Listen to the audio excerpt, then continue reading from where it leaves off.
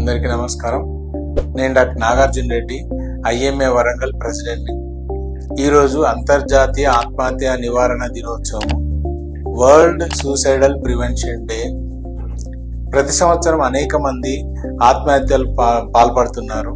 ఈ పోటీ ప్రపంచంలో పోటీని తట్టుకోకుండా మానసిక స్థైర్యాన్ని కోల్పోయి ఈ మార్గాన్ని ఎంచుకుంటున్నారు. స్వామి వివేకానందుల వారు చెప్పినట్లు మనకిప్పుడు ఉక్కు నరాలు, ఇనుప కండరాలు, వజ్ర సంకల్పం కావాలి. Sound mind in sound body. అయితే మనం సాధించాలనే తపన ఉండాలి. ఈ సాధించాలనే తపనకు మనం గోల్ కానీ టార్గెట్ కానీ ఫిక్స్ చేసుకోవాలి. ఆ గోల్ కానీ టార్గెట్ కానీ ఎలా ఉండాలంటే రీచబుల్ టార్గెట్ ఉండాలి. అంటే మనం సాధించగలిగినంత ఎత్తులోనే టార్గెట్ ఫిక్స్ చేసుకోవాలి. ఆ టార్గెట్ రీచ్ అయిన తర్వాత మళ్ళీ ఇంక్రిమెంటల్ గా మనం టార్గెట్ ను పెంచుకోవాలి.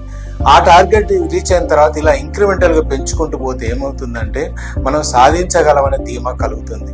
ఒకవేళ సాధించలేకపోయినా కూడా ఆత్మస్థైర్యం కోల్పోకుండా ఇంకొక మార్గం ఎంచుకోవాలి. ఆ మార్గం ద్వారా మళ్ళీ ప్రయత్నం మొదలు పెట్టాలి. అంతేగాని సాధించలేకపోయామనే బాధతో మనం కుంగిపోకూడదు. ఇక్కడ నేను మీకు 3 మార్గాలు సూచిస్తాను. ఎప్పుడైనా మనం ఆత్మస్థైర్యాన్ని కోల్పోయినా, విసుగు చెందిన, డిప్రెసివ్ ఫీలింగ్స్ వచ్చినా కూడా 3 మార్గాలు ఉంటాయి. మొదటి మార్గం ఏంటి అంటే